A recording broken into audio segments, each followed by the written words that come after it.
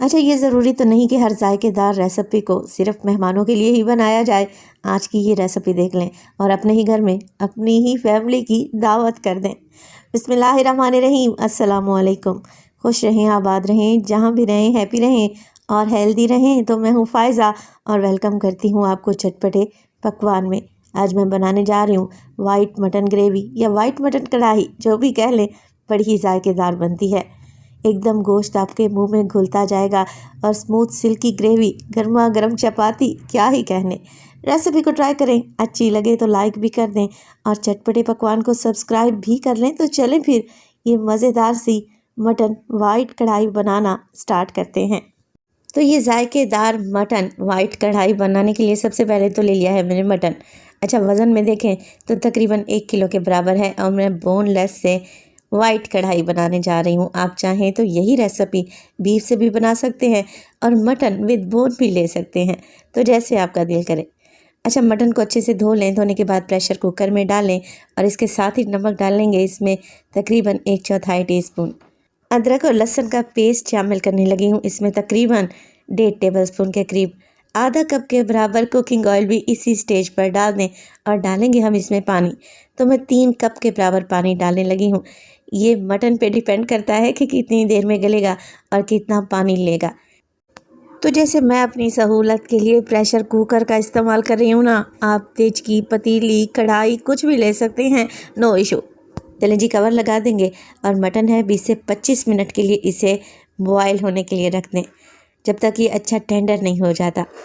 20 से 25 मिनट के बाद प्रेशर कुकर का सारा प्रेशर निकाल दें और मटन को चेक कर लेते हैं। तो देखें, यहाँ पर अभी भी ग्रेवी बाकी है, यानी कि यखनी बची हुई है। मटन एकदम गल कर सॉफ्ट हो चुका है, मक्खन मलाई की तरह। चले जी, अब ये टेस्टी मटन शिफ्ट कर लेते हैं दूसरी कढ़ाई में, ताकि भुनाई करने में आसानी रहे। फ्लेम को मैंने ऑन कर लिया है। अब मटन में जायका पैदा करने के लिए मैं शामिल करूँगी हरी मिर्चें। ये मोटे वाली हरी मिर्चें हैं, ज़्यादा तीखी नहीं होती, मगर फ्लेवर बहुत ही अच्छा आएगा। तो 3 से 4 हरी मिर्चें मोटा मोटा काट कर डाल दें। बस अब जो आप लोग ये यखनी देख रहे हैं ना, इसे आप लोगों ने ड्राई करना है। तो गोश्त तो पहले से ही गला हुआ है।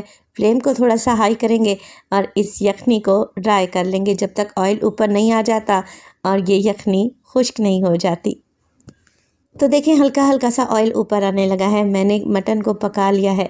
अब इसी स्टेज पर इसमें डाल देंगे मसाले। तो मसालों में डालूंगी मैं ज़ीरा, तकरीबन ½ टेबलस्पून मोटा कुटा हुआ धनिया डालेंगे 1 टेबलस्पून भर के। सफ़ेद मिर्च का इस्तेमाल करूंगी ½ टीस्पून और 1 टीस्पून काली मिर्च का पाउडर भी डालूंगी। वैसे तो सफ़ेद मिर्च या दक्खनी मिर्च हर जगह से मिल जाती है, अगर नहीं है आप लोगों के पास तो फिर काली मिर्च से ही काम चला लें। अच्छा, ये डालने लगी हूँ मैं ½ टेबलस्पून अचार गोश्त मसाला, किसी भी अच्छी कंपनी का ले लें और शामिल कर दें। ये गेम चेंजर है, जायका ही बदल जाएगा इस वाइट कढ़ाई का। एक दफ़ा आप लोग बना कर तो देखें। अच्छा, नमक मैंने कम ही डाला था, तकरीबन ½ टीस्पून डाला था जब मैं गोश्त को बॉयल करने लगी थी। वो इसीलिए कम डाला था क्योंकि अचार गोश्त में ऑलरेडी नमक होता है, तो ध्यान से नमक का इस्तेमाल करें। फिर आप कहेंगे कि फ़ायज़ा, आपने तो क्वांटिटी ही सही नहीं बताई। तो वीडियो को एंड तक देखा करें, छोटी छोटी सी टिप्स होती हैं जो आप लोगों से मैं शेयर करती रहती हूँ। चलें जी, 2 से 3 मिनट के लिए मसालों को भून लिया। अब डालेंगे दही डाल रही हूँ मैं तकरीबन आधा कप के बराबर। अच्छे से फेंट कर डाल दें और फ्रेश दही का इस्तेमाल करें। मिक्स कर लेते हैं और मज़ीद 4 से 5 मिनट के लिए दही को पकाएंगे, मगर दही के पानी को मुकम्मल तौर पर मैं ड्राई नहीं करूँगी। उसकी एक रीज़न है और वो रीज़न ये है कि मैं इस कढ़ाई को हल्का ग्रेवी वाला बना रही हूँ। तो आप लोग चाहें तो दही के पानी को मुकम्मल तौर पर ड्राई कर सकते हैं, मगर क्या है, गर्मियाँ हैं, हल्की ग्रेवी वाला सालन ज़्यादा टेस्टी लगता है रोटी चपाती नान के साथ। चलें जी, 4 से 5 मिनट के लिए दही को पका लिया। अब डालेंगे इसमें क्रीम, किसी भी अच्छी कंपनी की ले लें, टेट्रा पैक की क्रीम, और आधा कप शामिल कर दें। क्रीम डालते वक्त फ्लेम को बिल्कुल लो रखें ताकि स्मूथ सी हमारी ग्रेवी तैयार हो, गुठलियाँ ना पड़ें। मिक्स कर लेते हैं और मिक्स करने के बाद 3 से 4 हरी मिर्चें लूँगी और साबित ही डाल दूँगी। हल्का सा कट लगाकर हरी मिर्च को चेक कर लिया करें। कवर लगाकर दम पे लगाएंगे इस मज़ेदार सी मटन वाइट कढ़ाई को, ताकि ऑयल ऊपर आ जाए, क्रीम का कच्चापन भी चला जाए।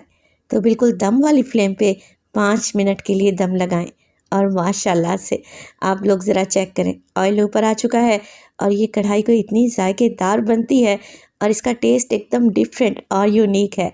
यकीनन आपको पसंद आएगा।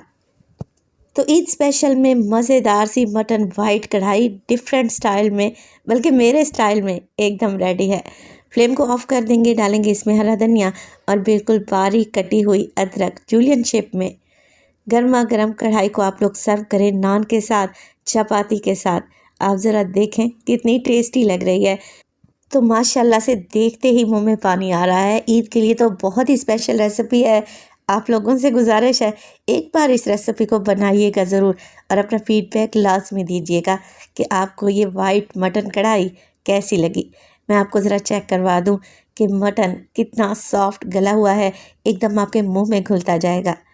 रेसिपी बनाएं, इंशाल्लाह ताला ये आपके फैमिली मेम्बर्स को बड़ी ही पसंद आएगी। रेसिपी अच्छी लगे तो लाइक कर दें और चटपटे पकवान को सब्सक्राइब कर लें और अपने फैमिली और फ्रेंड्स में भी शेयर किया करें। तो अपना बहुत सारा ख्याल रखिएगा। फ़ाइज़ा को अपनी दुआओं में याद रखिएगा। मुझे दीजिए इजाज़त। टिल देन, अल्लाह निगहबान।